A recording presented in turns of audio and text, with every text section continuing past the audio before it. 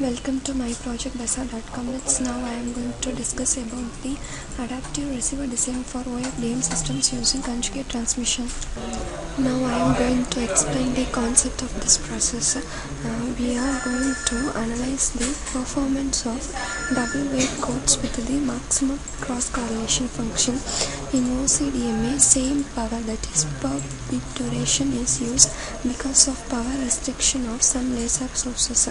The use of double weight optical codes was proposed to improve the quality of service. In fiber sensor systems, using optical codes for ultra-7 user identification purposes.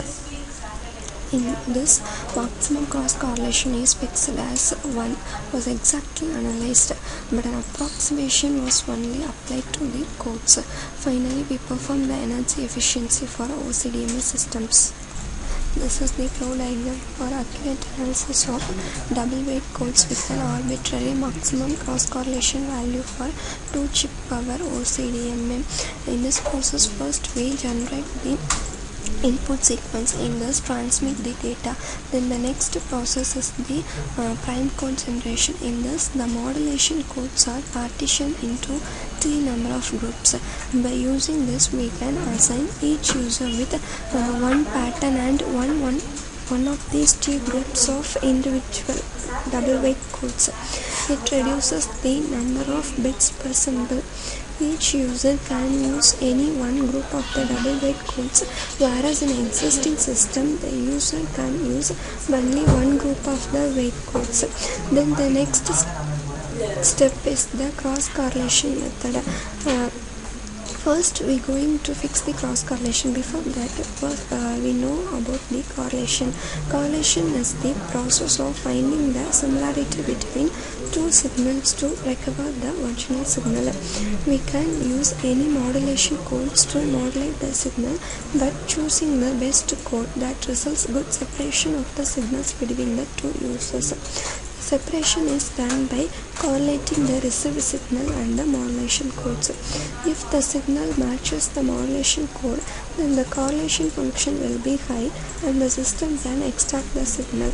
Correlation is a method of measuring the similarity of two waveforms as a function of a time lag applied to one of them. If the prime code, double weight code, has nothing in common with the signal, the cross correlation should be as close to 0 as possible. This is referred to as cross correlation. Then the next one is the CDMA method. OCDMA means optical CDMA. It does not need time and frequency management because all the users transmit using the whole bandwidth at the same time. Basic advantage is the way it handles a finite bandwidth among a large number of users. More users can transmit the same data over the same bandwidth.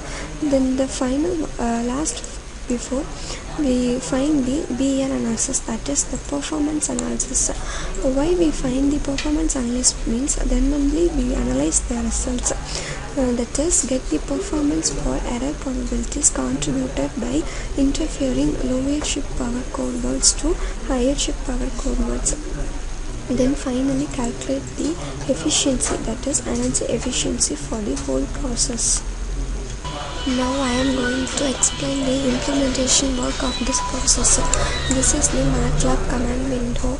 These are the files used for this process. Main is the main program file. First click the main and right click, choose the run file option. Then the process is run.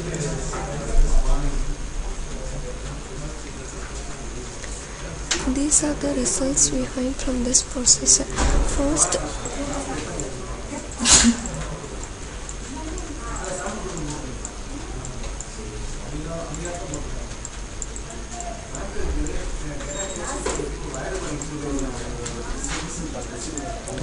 First, we generate the input sequence and split the input sequence as the channel sequence and find the channel estimation. Then the next graph is the find the users. Here we use number of users. So first we find the symbols for every user. So find the graph, draw the graph between the time slot and the frequency slot.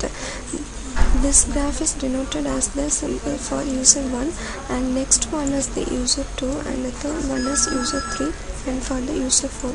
In this process, user 5. All of these plots denote where the user is placed between the time slot and the frequency slot. And the next one is the transmitted signal. First find the symbol users, and the next is the how the signal is transmitted between the time slot and frequency slot. So find the transmitted signal for the 5 users.